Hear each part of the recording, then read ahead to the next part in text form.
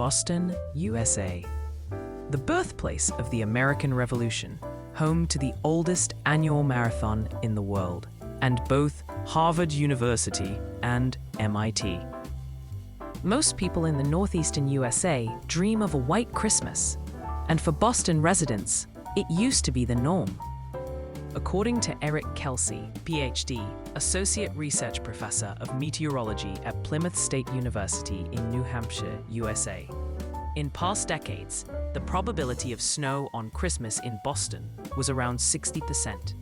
But for those under the age of 25 have only seen it a handful of times, as the chance of a white Christmas now is close to 10%.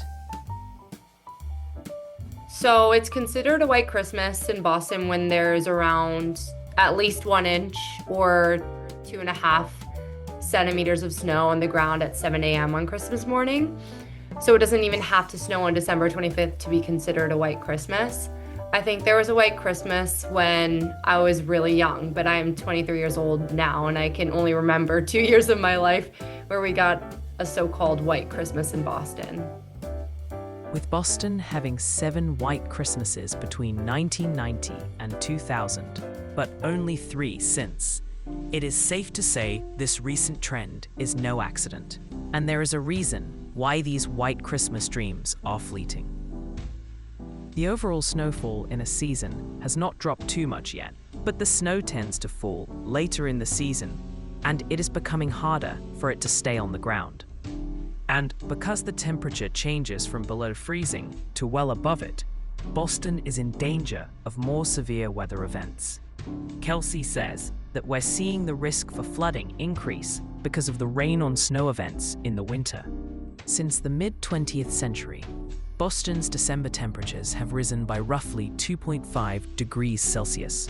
Because Boston's average winter temperature hovers close to freezing, even a small increase pushes many precipitation events from snow to rain. This near-freezing sensitivity is critical.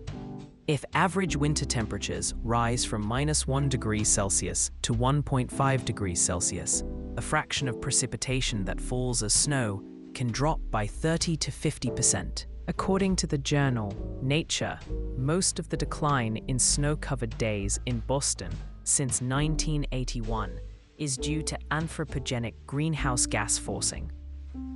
Natural variability explains short-term ups and downs, but the multi-decade trend of the lack of snow cover and lack of white Christmases cannot be explained without human-caused warming. So as I have learned in school, a bigger issue than anthropogenic gases nowadays is the releasing of methane from the ocean.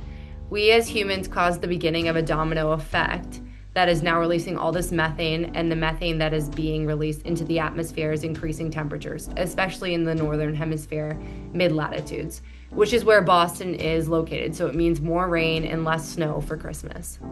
Warmer winters disrupt ecosystems and natural habitats, affecting wildlife and plants that depends on specific temperature ranges for survival. And extended warmth has led to an increase in pests and diseases that thrive in milder conditions, posing potential risks to public health.